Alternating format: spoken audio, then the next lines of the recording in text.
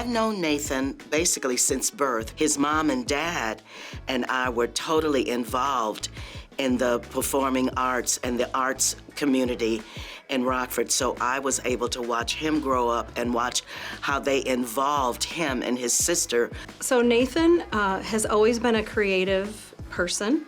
We had the luxury of uninterrupted reading and writing time almost every day in our classroom, and Nathan would frequently choose writing. Even then, with a friend, one of his friends, Ryan, I know they would have elaborate spiral notebooks filled with elaborate stories and sketches and drawings, but a very creative student who loved to write, even at 10 and 11.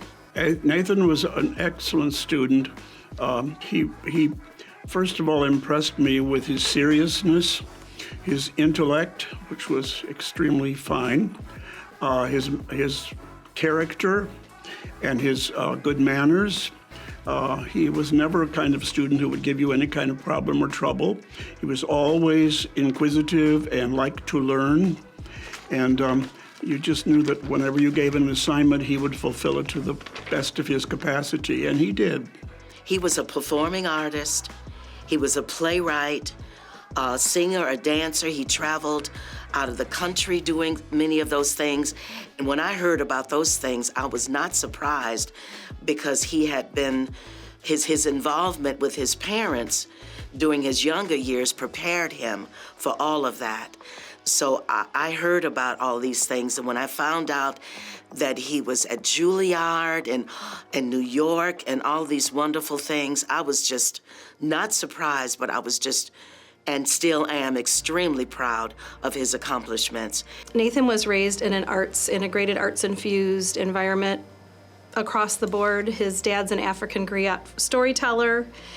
His mom is a drama teacher, professional mime, was the Arts Council president after she left that role. So just being also in the classroom, being at a school where the arts were honored, and then going to Kappa for high school at Auburn High School, he's always been in an environment that fostered that kind of creativity. So often at 10 or 11, you don't know what path that would take. If I would have heard that he had become an actor, I would have believed that, because he enjoyed theater and drama as well.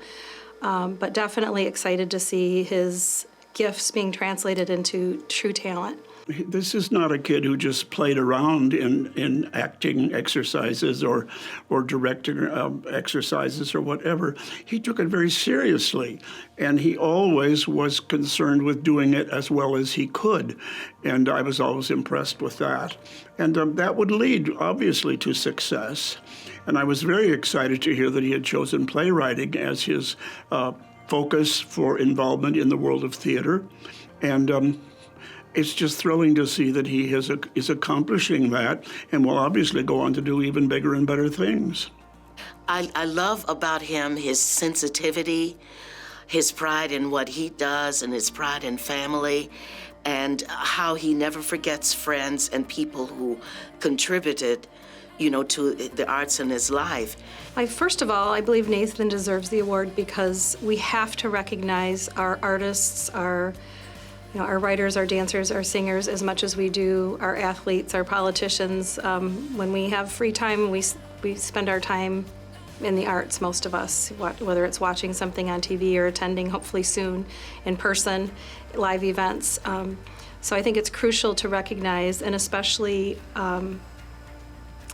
those who have made it to the national and international stage. And the fact that he attended one of our Rockford public high schools and has been such a success story, I think it's important for students to be able to see themselves in their futures through the lens of people who've reached their highest, most successful state as an artist. And to have that come out of Rockford is pretty amazing.